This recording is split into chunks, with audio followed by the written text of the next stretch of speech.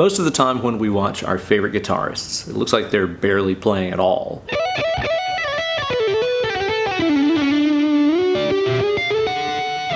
Their hands just glide up and down the fretboard. It looks like their fingers are barely even touching the strings. It just looks effortless.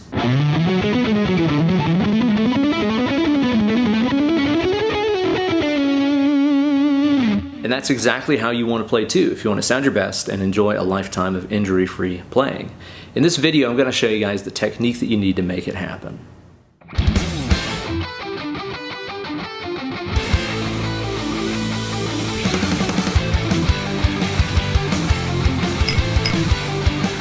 Hey there kids, it's your good buddy, Uncle Ben. On today's video, I'm going to talk to you guys about the dangers of the death grip and how to avoid it. I'm talking about mashing too hard over here with your fret hand, really grinding into those strings, wearing your hands out, hurting yourself. I want you guys to avoid all of that, and I'm going to show you how. The inspiration for today's video comes to you guys from one of my lovely and loyal Patreon supporters over on my Patreon page at patreon.com/Ben Eller Guitars. My man Richard hit me up asking how he can solve his death grip problems, and it inspired this very video. So don't delay, sign up today over there, even for just $1 a month. It's going to get you access to tons of bonus videos, downloadable tabs, backing tracks, and a community of awesome people just like yourself. Patreon.com/Ben Eller Guitars. Gear-wise, for today's video, I'm going to be playing this lovely Schecter Jack Fowler signature model that they sent to me as a nice little surprise birthday present last month. Thanks to the guys over there at Schecter. Awesome guitar, hardtail, 2 humbuckers, everything you need, nothing that you don't. Playing that today through the Fractal Audio Axe FX 3.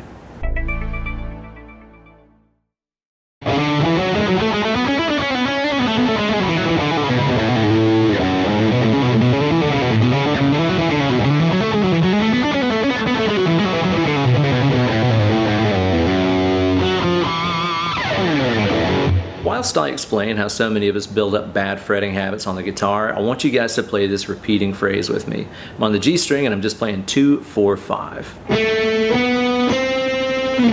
As soon as you started playing guitar, you started developing muscle memory, which is a really amazing, powerful thing. That's what lets you do stuff like tie your shoelaces without even thinking about it, or drive a car without giving it too much thought after you get used to that vehicle. The unfortunate thing is, you were developing muscle memory with hands that were completely unskilled at playing guitar. Your hands had never played guitar whenever you started teaching them how to play the guitar. Now the thing about this is, most of us that play guitar are right-handed, and as a result of that, we play with our left hand on the fretboard of the guitar. If you're anything like me, whenever I started playing the guitar, my left hand was really weak and uncoordinated, you know? It was flailing around the fretboard like when you see a deer taking its first steps on land, you know? Not very skilled, not very coordinated. As a result of that, I got used to not really trusting that left hand or its strength or lack thereof. So whenever my left hand would play a note, it would kind of snap down as hard as it could because I expected for it to be weak, right?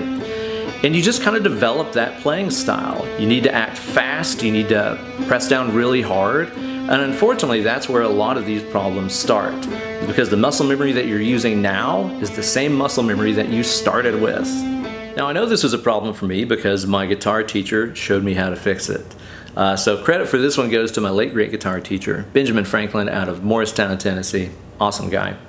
But I remember him showing me this one day in our lessons how to solve this over-fretting problem that I had and start developing new muscle memory that would let me play lighter and with more ease and accuracy.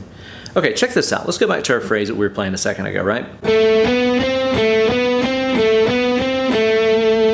When you played that before, you weren't really thinking about it. You were just using the standard stock muscle memory that you have, pushing down as hard as you always have. But again, those were novice hands that taught you how to do that, and you're not a novice anymore. So we can retrain these things with what we know and what we trust about our own mitts. Check this out. Take your first finger right there. That was the one that was on the 2nd fret, right? What I want you to do first is just to put your finger on the string. I'm not saying fret it, I'm not saying push down on it. I'm saying just put it barely on top of it. Here it's just dampening the string like that, just muting it. Now what I want you to do after this, after you find that point where you're just touching the string, is to increase the pressure that you're putting on that finger as slowly as humanly possible. I'm talking just glacial movement right here. Slowly increase the pressure on that finger until you start to hear the note being sounded clearly.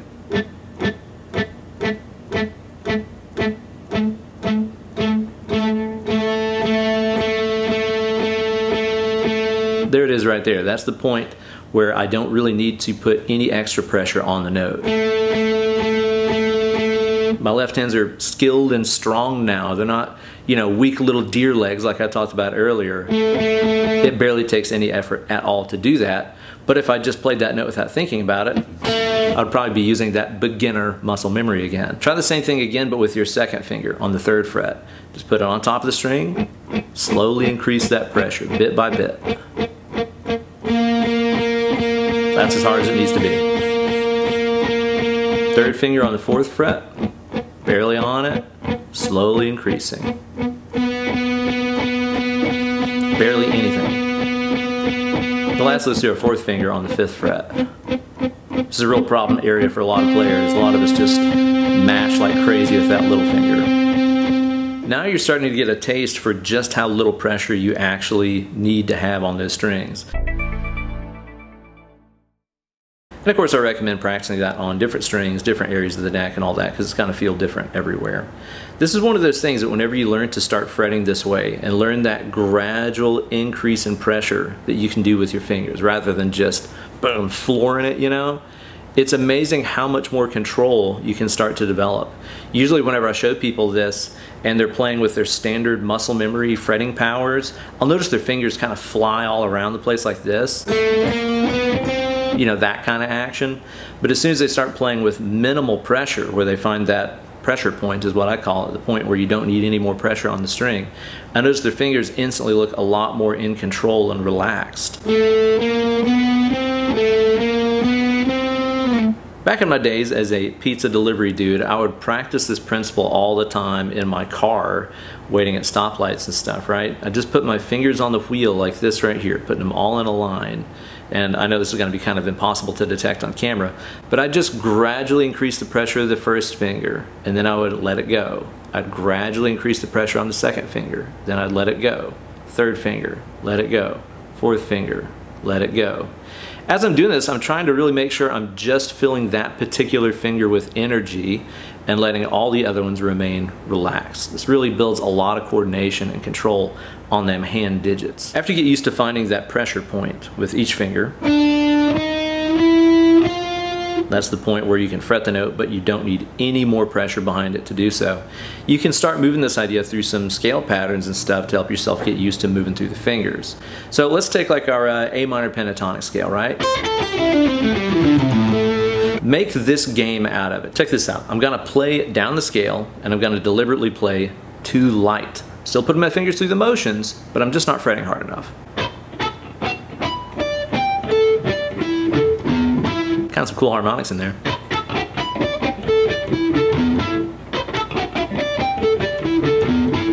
Now do it just barely harder. Again, think about just adding 10% more behind each finger.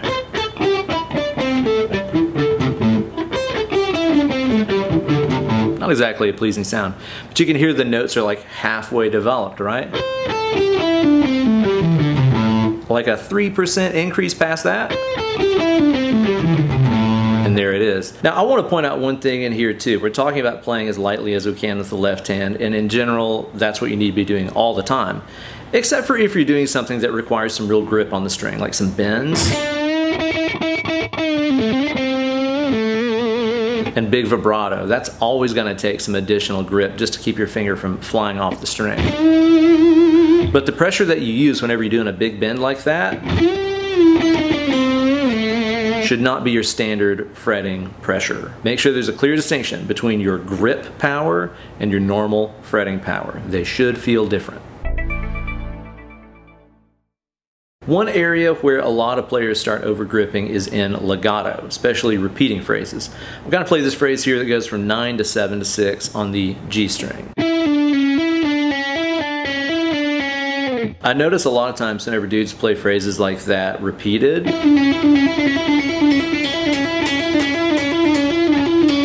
that starts happening. Here it started sounding sour and the pull-offs got way too aggressive. They kind of had that nasty meow in front of them.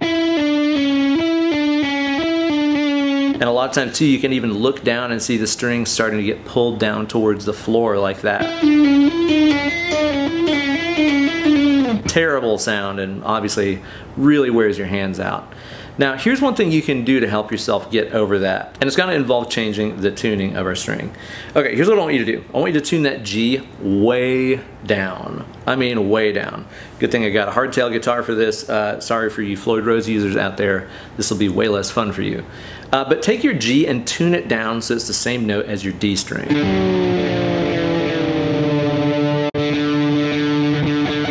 So now it's way loose, way pliable. I got the old spaghetti string effect going on right now.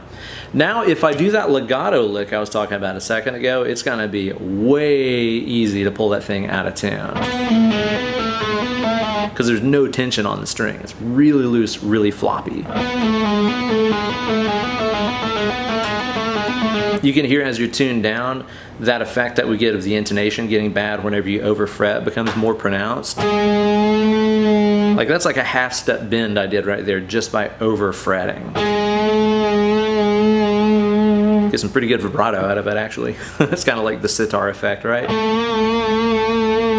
And it's really easy to accidentally pull those pull-offs way too hard and make the string really twang out and go out of tune like that. Put your first finger on that 6th fret and find the minimal pressure point. Again, just start by picking that string with your finger, very lightly touching it, and increase that pressure percentage by percentage until you find the note. There it is for me. Obviously this is going to be different depending on the guitar, the string gauge, the tuning, all that jazz, how high your action is, whatever, but you get the idea. Find the minimal pressure point. Now, I want you to try to memorize that feeling that your first finger is in right now. I'm still fretting the note, and I'm trying to memorize what this feels like physically, you know? How much tension is in that finger? How much pressure am I using? What muscles are engaged? What isn't engaged? And I want you to start doing that legato thing and try to keep that feeling there. I've got to say, don't even concentrate really on the other fingers. Concentrate first on just your first finger, because this is usually the problem in licks like this. So start playing the lick and pay attention to that first finger and see if the sensation that you're feeling changes at all. It shouldn't.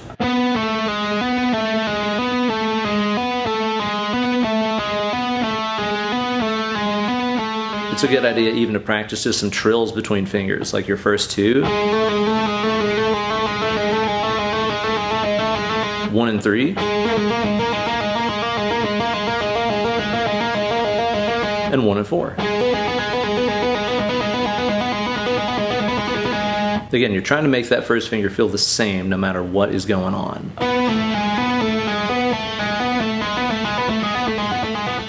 After you get a feel for that, with your other fingers, try to start concentrating on just how much power you need behind it to make that pull-off sound. It's probably less than you think it is, especially if you're playing with some, hearty distortion on your tone. A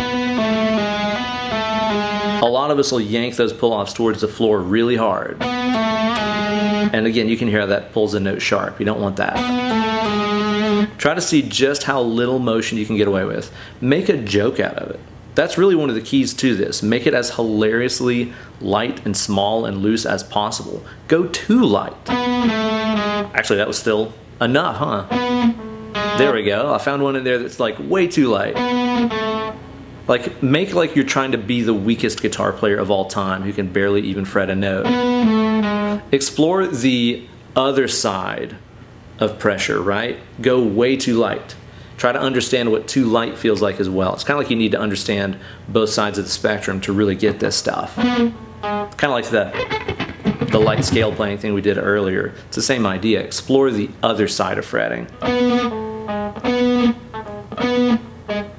Explore the entire range of fretting pressures, from way too hard to way too soft where you're not even hearing the notes, and try to find exactly where you need to be inside of there just to sound the notes, but use as little pressure as possible. I guarantee if you spend some time exploring this, it's going to make a huge difference to your playing, keep your hands in shape your entire life, and keep your guitar a little bit happier too.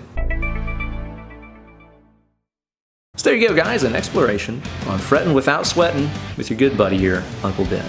Thank you guys so much for watching. If you want to get even more out of this video and get access to tons of bonus goodies, check out my Patreon page over at patreon.com/Ben Eller Guitars.